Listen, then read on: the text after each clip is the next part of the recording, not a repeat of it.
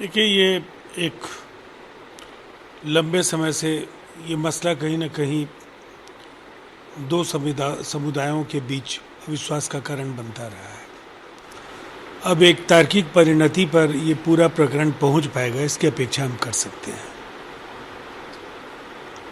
जिस इलाके में सीलिंग मिला है उसे सील करें, सीआरपीएफ तैनात करें, कोई वजू नहीं किया जाएगा, कोर्ट ने प्रशासन को कहा है। देखिए, माननीय न्यायपालिका के निर्देश के बाद ये संबद्ध सभी पक्षों के लिए ये अनिवार्य है कि वो इन निर्देशों का अक्षरशः पालन करें, इसलिए कि ऐसे विवादित मसलों में अंततः न्यायपालिका की भूमिका बेहद महत्वपूर्ण है। अगर उन्होंने कुछ भी कहा है तो सौहार्दपूर्ण समाधान निकाले जाने के लिए उनका अक्षरशः पालन बेहद आवश्यक होगा।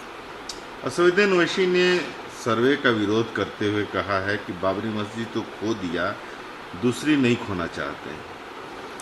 मुझे ऐसा लगता है कटुता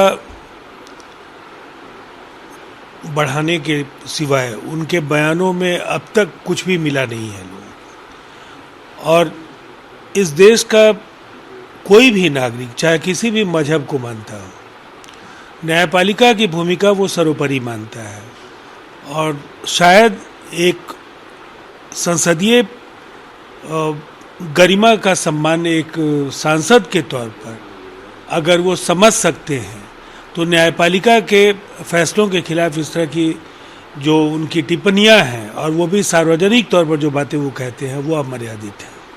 कर्नाटक में हिंदुओं को टीपू सुल्तान युग की मस्जिद में नमाज प्रार्थना करने का आदेश दिया जाए, दक्षिणपंथी समूह की मांग है। देखिए, इन मांगों को जब कोई भी प्रश्न न्यायपालिका के समक्ष लंबित है तो निसंदेह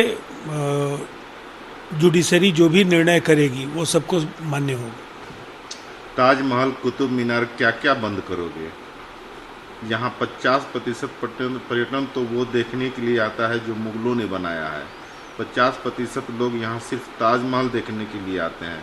जितनी भी विरासत है उसमें मुगलों का सबसे बड़ा हाथ है। उसके बाद बचा हुआ पर्यटन कश्मीर देखने आता है। पीडीएफ प्रमुख महबूबा मुफ्ती ने बात कही। देखिए, एक बात से मैं उनके बयानों को एक तरफ अगर छोड़ दें तो मैं इस बात को जरूर